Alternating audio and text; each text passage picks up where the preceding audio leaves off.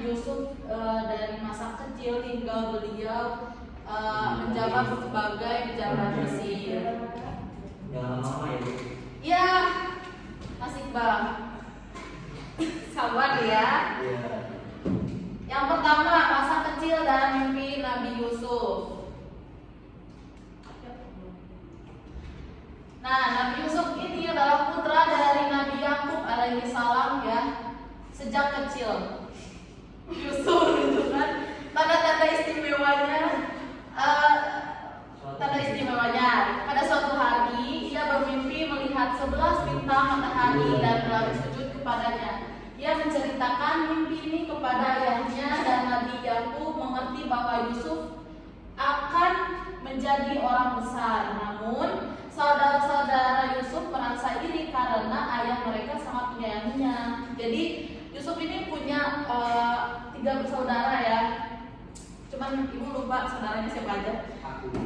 Yang jelas Nabi Yusuf ini dulunya semasa kecilnya itu disayang banget sama ayahnya, sehingga saudara-saudara yang lainnya itu merasa iri dan melakukan perbuatan yang jahat kepada Nabi Yusuf.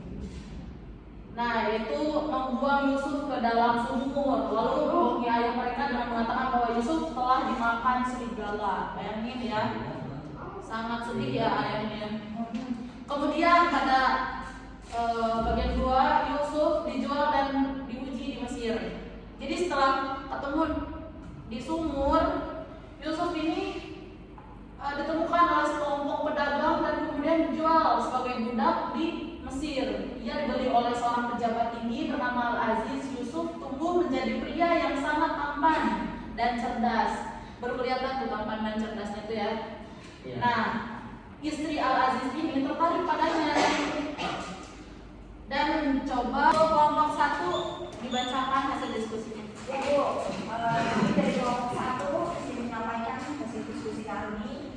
Kisah Nabi Yusuf merupakan contoh nyata keteladanan dalam menghadapi berbagai cobaan hidup. Mulai dari masa kecilnya yang penuh kasih sayang ayah, Yusuf harus menghadapi pengkhianatan dari saudara-saudaranya yang iri hati hingga membuangnya ke dalam sumur. Meski mengalami penderitaan dan fitnah yang berbeda, Yusuf tetap sabar dan selalu yakin bahwa Allah akan menolongnya.